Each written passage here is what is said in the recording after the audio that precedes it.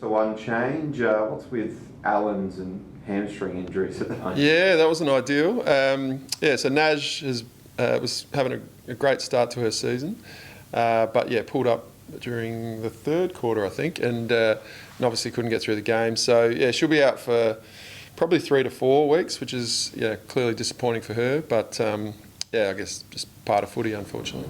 And Whiteley comes in for her first game of the year. What does she bring? Yeah, so Lisa, when Lisa came to us, it was probably as a defender. And then more recently, she's trained as a forward and played pretty well for us as a forward.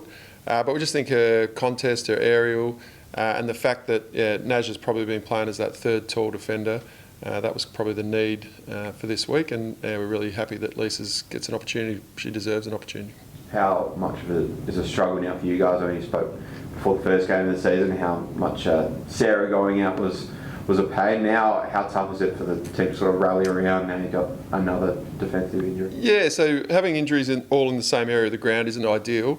But we do have a little bit of depth there, and as I've highlighted, Lisa coming in has played a lot of footy back there. So, but it is a challenge. It's a challenge for the young defensive group to be able to stand up without, obviously their key leader back there. So far they've held up pretty well, so we're looking forward to them, taking on that challenge again. And it is a growth opportunity. We've seen, I think Zoe Prowse has taken another step forward with her footy this season, and obviously Chelsea Bedell's an All-Australian back there after her last couple of years. So we've got some depth there, but we'd love to have them back, no doubt. Might as well wrap up goal of the year, you reckon, now, after Danielle last week? I'd give it to her. Let's just present it. What do you think? Should we get her in and say that is the goal of the year? That was remarkable. I don't think I've ever seen a goal kicked out of the centre circle with any form of footy. So, clearly got a good bounce, but she gave it a fair hoik, and it was pretty exciting. So it's a shame that the cameras didn't capture her celebration, because her celebration was elite too, but they only got the tail end of it. So. And of course, now you look ahead to a home game tomorrow after a strong start. How do you think the side's shaping up on the first two games?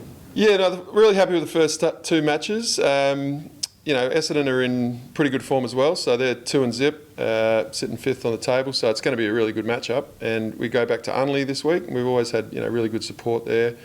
So hopefully we can get a good crowd along and make the most of AFLW. It's a short season. You've got to get out to every game that you can.